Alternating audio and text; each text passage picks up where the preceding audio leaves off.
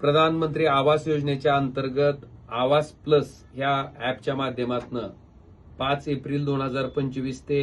31 August 2025 या दरम्यान ह्या ऍपच्या माध्यमातून जे सर्वेक्षण त्या ठिकाणी केलं गेलं होतं त्याच्यामध्ये औसा आणि निलंगा ह्या तालुक्यातले जे लाभार्थ्यांचा सर्वे केला गेला होता तो औसा तालुक्यामध्ये 26,387 आणि निलंगा तालुक्यातले 29,900 एवढ्या लाभार्थ्यांचा त्या ठिकाणी सर्वे केला गेला होता आणि ह्याच्या माध्यमातून औसा तालुक्यामध्ये 22,676 लाभार्थी पात्र ठरलेत आणि 4,911 लाभार्थी अपात्र ठरले. निलंग्यामध्ये 24,600 लाभार्थी पात्र ठरलेत आणि 5,300 लाभार्थी अपात्र ठरलेत. तर ही जे अपात्र राहिलेले लाभार्थी आहेत त्यांना माझी कळकळीची विनंती आहे की 31 ऑगस्ट पर्यंत होणाऱ्या ग्रामसभेमध्ये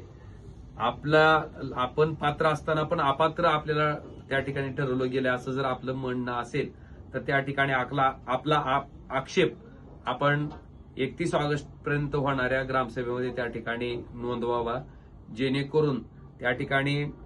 जिल्हा स्तरावर मुख्य कार्यकारी अधिकारी यांच्या अध्यक्षतेखाली जी समिती आहे त्या अर्जांचं पुनर्सर्वेक्षण केलं जाईल आणि त्या ठिकाणी आपला आक्षेप जर बरोबर असेल तर आपल्याला सुद्धा पात्रता यादीमध्ये घेतलं जाईल. त्याचबरोबर ज्या लाभार्थ्यांचं सर्वेक्षण पण झालं नाही अशा पण लाभार्थ्यांना एक संधी आहे की त्यांनी सुद्धा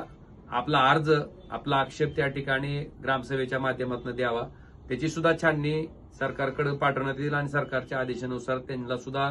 ह्या योजनेचं सर्वेक्षण त्या ठिकाणी ज्यांचं होऊ शकलं नाही प्रधानमंत्री आवास योजनेच्या अंतर्गत त्यांचंही सर्वेक्षण त्या ठिकाणी सरकारच्या माध्यमातून घेतलं जाईल. तर ह्या गोष्टीकडे आपण नीट लक्ष द्यावं आणि